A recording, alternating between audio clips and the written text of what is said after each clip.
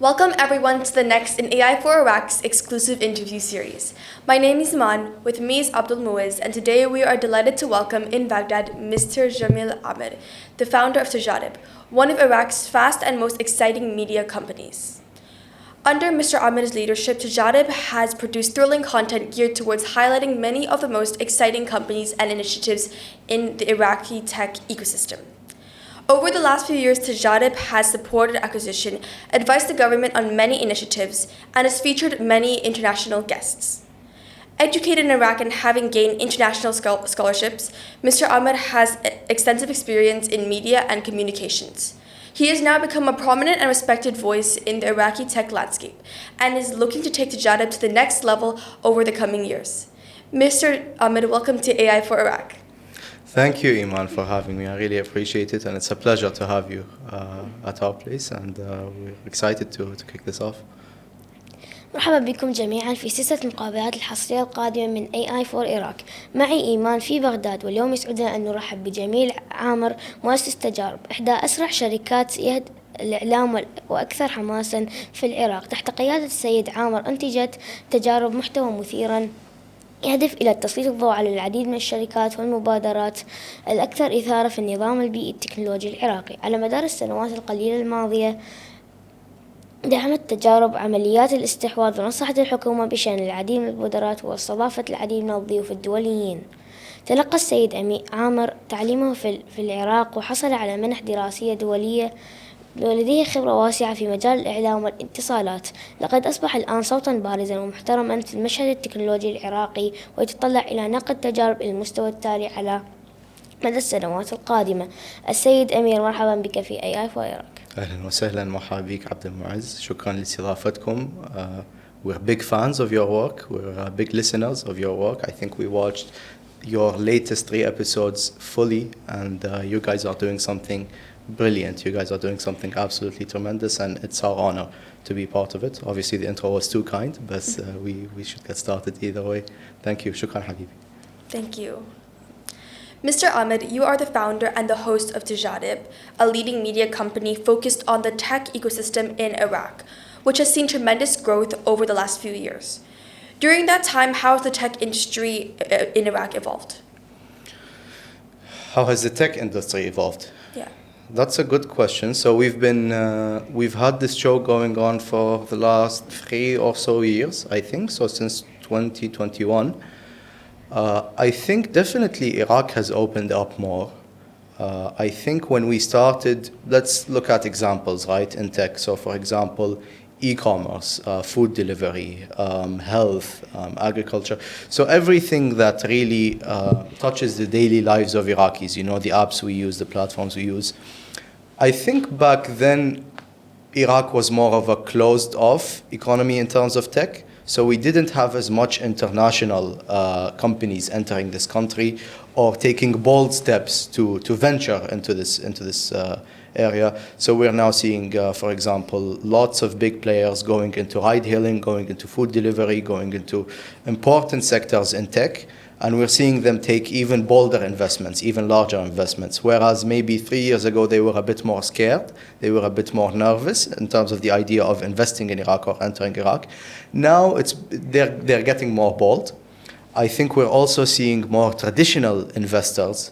So people, let's say, I don't want to say old money Iraqis, but Iraqis who have made their money through traditional means of doing business.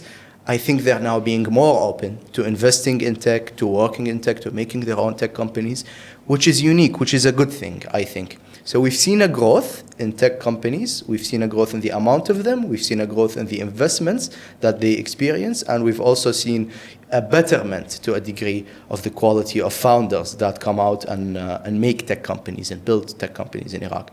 So I would say the last 3 years have been good for the Iraqi tech sector and tech ventures, and I hope we keep up this progress. It's very good.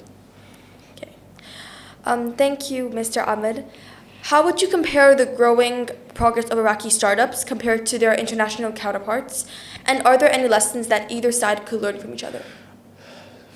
Definitely.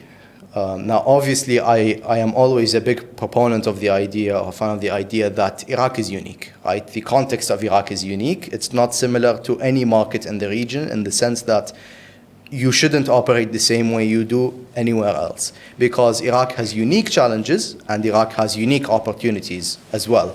So infrastructure-wise, as you know, you guys have seen this place, have seen this country, Iraq is very lacking, right? So for example, we don't have public transport. Our e-payment infrastructure is developing, but it's still underdeveloped in comparison to other countries. And human resources, we don't output human resources and people and talents as good as anywhere else, right? So definitely I would say anyone who's operating in Iraq or running a business in Iraq should operate with a belief that this is a different market. I wouldn't say a completely different one, but it's a different beast, I would say. Now, does that mean that there isn't much to learn from international counterparts or organizations? No, definitely. I think there's lots of things to learn. Maybe one of the key things to learn is how lots of international companies today, for example, entering Iraq, let's say the regional players, the big regional players, have an institutionalized way of working, right? So they have systems, they have structures. It's not go with the flow, as many Iraqi owners and many Iraqi founders do, right? So when they hire, when they get investments, when they seek funding, when they build new products, they have a system. I think that's extremely important. And the thing is with Iraq, because of the conflicts probably that we've experienced, because of the difficulties, the ups and downs, we don't maybe have it built in us to set up systems, to set up structures, to counter problems and difficulties. So we kind of just go with the flow with many things, or we just do it impromptu, right? That's not a good thing, and definitely I think something we can learn from international players is that no, we should actually learn to institutionalize our work and to systemize it. I think that's important. السيد عامر، هل رأيت تقنية الذكاء الاصطناعي في مختلف الشركات التي تعاملت معها؟ كيف ترى تأثير الذكاء الاصطناعي على العراق في السنوات القادمة؟ اوكي، أنا أشوفه خوش سؤال هذا، سؤال مهم ولازم كلنا نفكر به، مو صحيح؟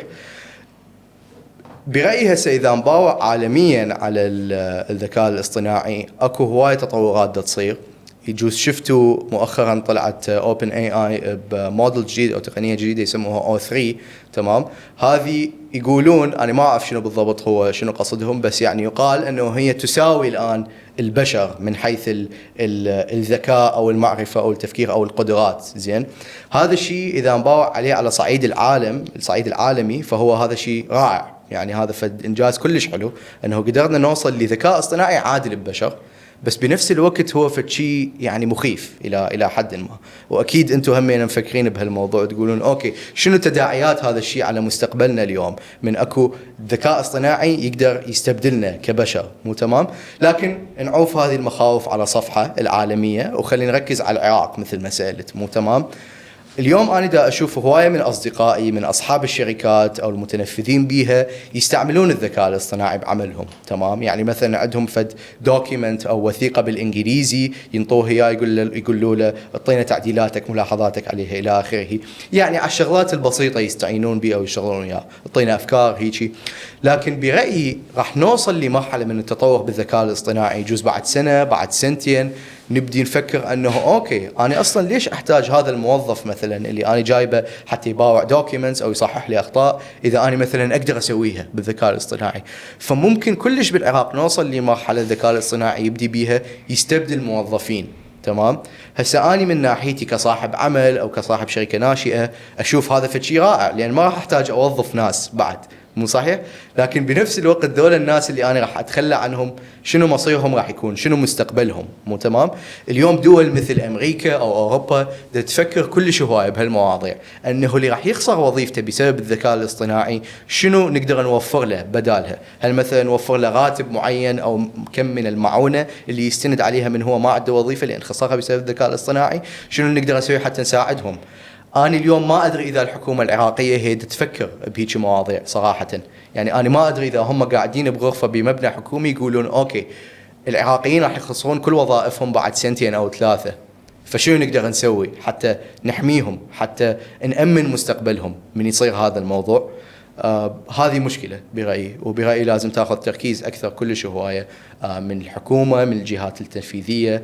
اليوم أنا أعرف أنه أكو لجنة عليا للذكاء الاصطناعي برئاسة الوزراء العراقية، وهم دي يشتغلون شغل رائع صراحة برئاسة الدكتور ضياء الجميلي. لكن بالنهاية دائما أكو تداعيات يجوز أكبر من اللي إحنا نفكر به اليوم. فأنا أشوف المستقبل مشرق من جهات جدا رائع ويدعو للتفاؤل، ومن جهات يدعو للكثير من التشاؤم. اللي نقدر نسويه أو المفروض اللي نسويه برأينا هو أنه نعين الناس الصحيحين أو نوكل الناس الصحيحين حتى يلتزمون بمهام إدارة شؤون هذا البلد ما بعد الذكاء الاصطناعي، كمستشارين وصناع قرار ووزراء. هذا الشيء مهم، وأتصور لازم تكون بالنهاية وزارة نخلقها للذكاء الاصطناعي. احنا هسه عندنا وزارة الاتصالات اللي هم شغالين وكل شيء، لكن اني اشك انه اكو شخص بيهم او جهة او جسد داخل هذه الوزارة هو فعلا مهتم بالذكاء الاصطناعي. فموضوع مهم، ما ادري صراحة شلون ممكن راح يكون تأثيراته على العراق بالسنين الجاية. شكرا سيد عامر. هل يؤدي الافتقار إلى البنية التحتية القديمة عبر النظام البيئي العراقي إلى منح العراق ميزة محتملة مع مطرح الذكاء الاصطناعي؟ شلون العفو؟ هل يؤدي الافتقار إلى البنية التحتية القديمة عبر النظام البيئي العراقي إلى منح العراق ميزة محتملة مع طرح الذكاء الاصطناعي؟ خوش سؤال، كلش خوش سؤال هذا. عاشيتكم عليه، أنا من شفته قلت أوكي لازم أفكر بيه.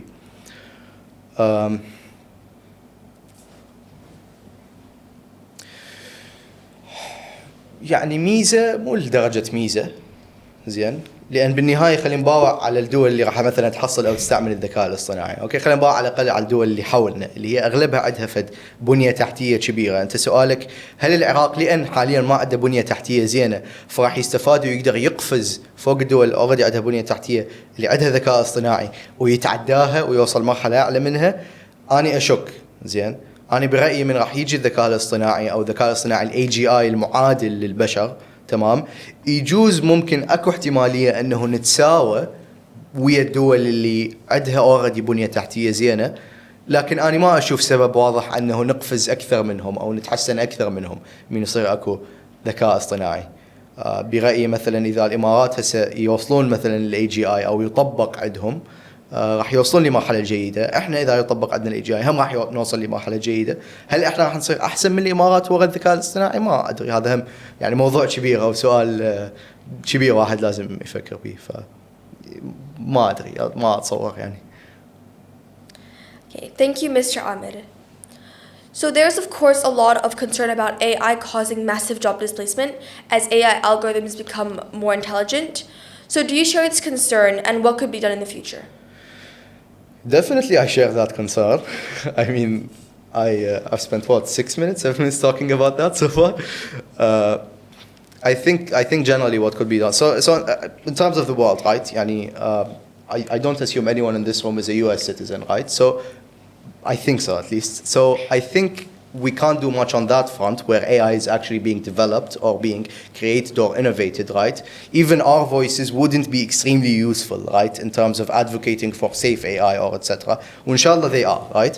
But I think now as long as we are here residing in Iraq, right, as long as we are citizens of this country and we care about its future, I think the best return on investment in terms of time we can make, the best activity that gives us that, is advocating for right people in the government, is advocating for the right mindsets and intellects to be empowered enough to take decisions, to make decisions with regards to this important, vital issue that will face us in the coming years. So maybe we can find ways to compensate the losers in this new industrial revolution, right? Every revolution has its losers and winners, and it would be extremely detrimental to the social cohesion of this country that's already extremely worsened to have millions of jobs lost without real compensation. I think that's a dangerous scenario, and the way we can prevent it is by raising our voices. As ridiculous as this concern will seem right now, when we're worrying about water, about electricity, about temperature, etc., and traffic, we come out and say, oh, there's this extremely alien AI thingy that will take over our jobs. I'm pretty sure it won't be looked at very seriously by our decision makers, but we need to raise our voices enough so that it is. And then we can actually start the conversation about what we can do and how we can do it. And this country is blessed with resources, it's blessed with oil, it's blessed with amazing things, and it's blessed with talent. We have enough money to go around after this revolution happens, and we should be planning enough to do it. Now, will that happen in time? I don't know, but we should try our best either way. Okay, thank you, Mr. Amir. So what ethical considerations should Iraqi media companies keep in mind when adopting AI technologies? So obviously AI is not very good right now. Like we use it, Yaqub and I, the producer of our show, he's with us. We use it to produce questions. We use it to ask, what should we ask our guests? We try to ask it for real ideas or shorts ideas. And it doesn't always come up with the best things, right? It gives you mediocre things at best, right? I think that's one consideration you should have as a media company if you're using AI. It's that it's not really going to give you something extraordinary. So in the end, you will have to have that human touch or human involvement in the process. The second thing is that AI might very well have different ideological biases, biases in the way, in their model of the world where we would have disagreements with them. I think definitely right now, if you ask an AI a question about many issues that people in the West, let's say generally, may view as acceptable, right? It wouldn't give you answers that we deem as the correct ones, as the right ones, right? And I think that's definitely a major consideration if you're a media company operating in Iraq that wants to use AI. You don't want to somehow wake up someday and then find your Instagram feed filled with things that are unacceptable in the Iraqi context. So definitely that. And maybe the third and the last one is that AI is not really, it doesn't have the model of Iraq in mind. I don't know how we can get it to that stage where, for example, it understands our cultural nuances, it understands our jokes, our inner jokes. I think the highest alpha things you can do in social media, like that would get you the best return on investment usually, are inner jokes in the culture where you basically, social media or culture is taking things that everyone knows and takes for granted in society, but that are not published or widespread enough right now. And that's how you capitalize on that. You share something that, for example, you see these memes where, oh, you see, I do that, it's a meme about you're doing something, and everyone says, oh, we do that, and that meme describes it, right? And we hadn't seen that described before on social media. That's how you gain any real sort of connection with an audience.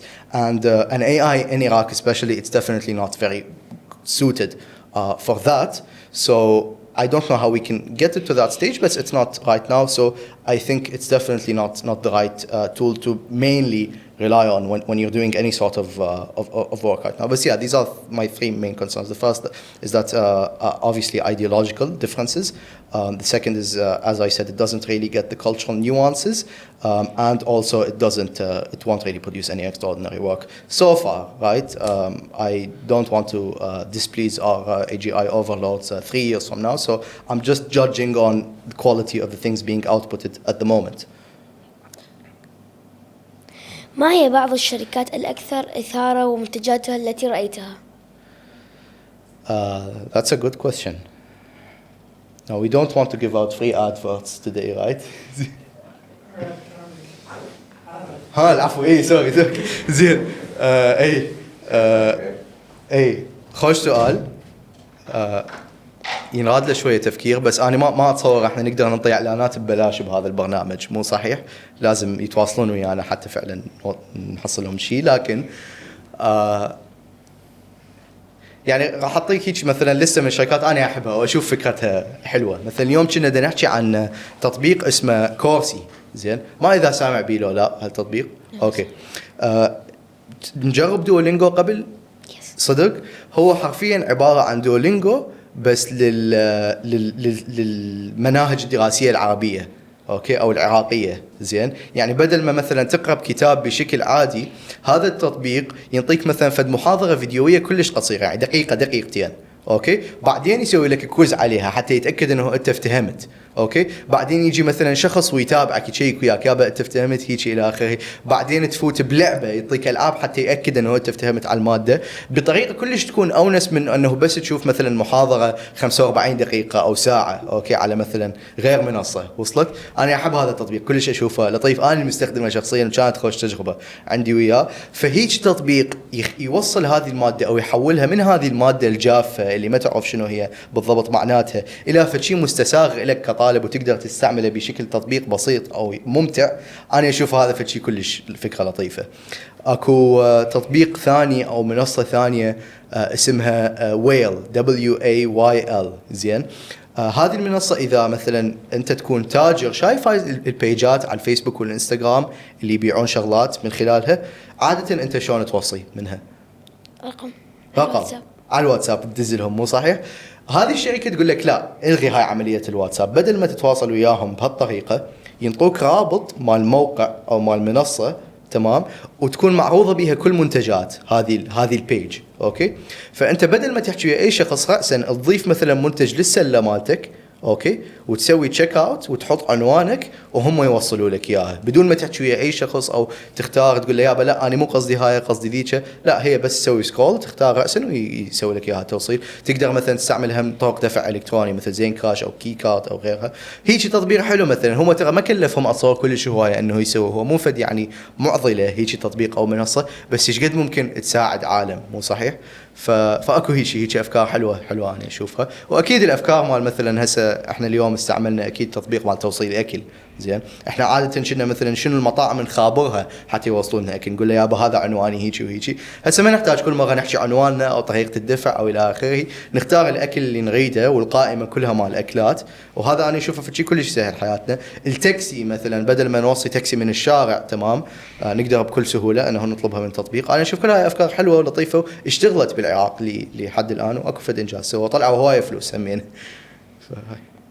هل تشعر أن الشركات العراقية يمكن أن تلعب دورا أكبر في منطقة الشرق الأوسط وشمال أفريقيا ربما في العالم؟ هل يمكن أن تكون هناك فوائد للشركات الدولية؟ لا لا، يعني برأيي وهذا رأيي يختلفون وياي به هواي عالم، اوكي، بس أنا أشوف أنه بالنهاية الشركة اللي متأسسة بالعراق، تمام، بموارد بشرية عراقية، باستثمار عراقي، ببنية تحتية تكنولوجية عراقية، اوكي، ما تقدر توصل لمرحلة انه مثلا تطلع من العراق وتنافس الشركة السعودية اللي هي بنفس المجال او الشركة الأردنية. زين، لأن بطبيعة الحال احنا بالعراق ايش قد ما نحاول انه نسعى ونسوي شركاتنا شركات رائعة وناجحة، لكن الأساس مالتها يبقى أضعف أو مهمش أكثر من الأساس مال أي شركة تنبني بأي دولة ثانية، لأن الدول اللي حولنا بالمنطقة هي دول متأسسة أكثر، بنيتها التحتية أحسن. اليوم كمثال من تريد أنت تفتح شركة مثلا مال تعليم إلكتروني، أوكي، أكو شركة عراقية وشركة أردنية، إذا نفس المبلغ يصرفون الشركة العراقية والأردنية، بطبيعة الحال الأردنية راح تحصل خريج أردني من جامعة أردنية اللي هو على الأغلب راح يكون أحسن بطريقة العمل والتفكير من العراقي. مو تمام؟ هذا مو صوت العراق، احنا جامعاتنا بعدها ما واصل هالمرحله ابدا، ما احط لهم عليه احد، لكن من على قولتهم من قاعها، تمام، الشركه الاردنيه راح تحصل موارد احسن من الشركه العراقيه لان الاساس مالتها البيئه اللي حولها احسن. فاني اشك انه نقدر نطلع بشركه عراقيه تنافس بشكل محلي الا اذا صارت حالات كلش استثنائيه صراحه. واكو هوايه ناس يقولون انه ايه احنا بدينا بالعراق ونمينا واليوم راح نتوسع للسعوديه واليوم راح نتوسع للامارات. أنا أتمنى شخصيا ألتقي بصاحب الشركة العراقية هذا اللي توسع أو مخطط أنه يتوسع لأي دولة من الدول المجاورة اليوم. Thank you, Mr. Amir. So what motivated you personally to make the jump and start your own firm in such an exciting area? It wasn't such a jump for me because I started my career as an intern at the station, which you can describe as a startup incubator. Okay, and I started as a social media intern. So my main job was to interview the entrepreneurs at the station, listen to their stories, and then publish it in the form of posts or stories to the audience, short stories. So at the time, I went up to the management and I proposed to them. I told them, let's start a podcast. Let's call it the Station Podcast for the organization, right? And they said, you know what, Jameel, that's an amazing idea. It's a brilliant one. However, we can't really do it. You know, a podcast is casual. You know, there's lots of back and forth involved. And its casual nature is a bit risky to some organizations. So they said, you know what, you can start your own thing, launch your own thing, and we'll support you. We'll sponsor you. We'll give you equipment, which was a very grateful offer, you know. So that's how I started. So what I'm trying to say is it wasn't extremely risky or hard to get it started, to get it off the ground. What really took the most of the time was just leveling up in terms of guests, in terms of production quality, in terms of the amazing people we're working with today. But it wasn't that bold of a step, actually, in retrospect, if you think about it. It's just a podcast, you know? Okay, thank you. How do you see Tejadib evolving in the coming years? So we're already producing our own this show right now, where we film, where we interview the brilliant, remarkable entrepreneurs from Iraq. And we're soon launching our show about stocks. We're calling it Tajarib Stocks in English. I'm not sure what it will end up as in Arabic, where we'll do updates on stocks that went up, down, why that happened. We'll interview executives from the publicly listed companies to talk to us about this. We have our own newsletter that is being published monthly, where we announce the important investments, the acquisitions that happen in Iraq, and how they happened. We do it in a very journalistic kind of style. And we also are organizing our own monthly events where we bring our community together for them to meet, talk, and share common topics or interests. And this is currently what we're doing. Definitely we want to expand, so we have our own TV program right now where weekly you get a Tajarib episode on Iraq 24, brilliant TV channel, business TV channel in Iraq. And we want to expand more into more events, more programs, more of a, an established or better structured media organization where it has many kinds of content being put out, pumped out daily that interests a larger amount of people. And definitely there are lots of things on the way. Some of them we can talk about right now. Some of them I don't know if we can. But in terms of new events, new programs, new collaborations, new partnerships, lots of things are incoming that we're really, really excited about. So it's just about how do you expand this podcast into multiple avenues, multiple things. That's really hard. ما هي النصيحة التي تقدمها للخريجين والشباب العراقيين الذين يتطلعون إلى دخول مجال التكنولوجيا والإعلام؟ أنا أشكرك على هالسؤال عبد المعز، ومن لطفك أو من حسن ظنك أنه تطلب مني هيك نصيحة أو هذا السؤال. ما أدري إذا أنا كلش أقدر أعطيك جواب صحيح، لأن أنا بعدي ببداية عملي، ببداية مهنتي. إحنا والشباب كلنا أعمارنا كلش بسيطة يعني. فأتصور لو تسأل واحد من ضيوف اللي أنت أصلاً مستضيفهم ومسوي شغل رائع بلقائهم، راح يقدر يعطيك جواب أحسن. فشي أنا ألاحظه كشاب أو كشخص صغير بمجالي، أنه هواية من الناس اللي يجونا أو يتواصلون ويانا مثلا كلش هواية يحاولون أنه يفكرون شلون مثلا راح يطلقون مشروعهم أو التفاصيل مالته أو التكنيكالز مال هالموضوع، أو يحاولون كلش أنه يخططون الكل شيء بشكل مثالي قبل ما يبدون به. وأنا أشوف هذا الشيء مؤذي عادة يكون ومو مشجع. بالنهاية إحنا الحياة هي عبارة عن أخذ سلسلة من المخاطرات، وإن كانت بسيطة، مخاطرات المحسوبة احنا نسميها، والتأقلم مع الوضع شلون ما تجي الأمور أو شلون ما تصير الأمور. أنا ما أشوف من الصحة أنه واحد مثلا، لأن كل شوية يجون يقولون نريد نسوي بودكاست، شلون نسوي بودكاست؟ فيجون يابا شنو المعدات اللي تحتاجها حتى تسوي بودكاست؟ وين راح تنشر البودكاست؟ زين منو أقابل بالبودكاست؟ زين شلون أجيب رعاة البودكاست؟ هم بعدهم ما بادين بودكاست عزوز. زين أقول أنه ليش هيك التخطيط كلش اللي يصير من البداية؟ تقدر أنه تنطلق أوكي وشوف شنو تقدر تسوي وظل مستمر. وإحنا إيش سوينا؟ إحنا ما ظلينا كل شوية نفكر شنو راح نسوي بالبودكاست. بدينا هذا المهم برأيي يجوز هاي وهم ما أعرف، هم يجوز أطلع غلطان بعد إذا أتعلم. Thank you, Mr. Ahmed, and we hope to see you soon in Iraq. Thank you. I really enjoyed this. Very nice conversation, very smooth conversation. You did a brilliant job, Iman. And thank you also, Azuz. It's a pleasure meeting you guys. I was so excited, honestly, because I think the way you bring your guests on, the things you ask them, very good questions, very detailed questions, and very nice hosting. I look forward to the episode you're also going to record in person tomorrow, right, with an AI specialist, expert in Iraq. I wish you all the best with it. So it was an absolute pleasure meeting both of you guys.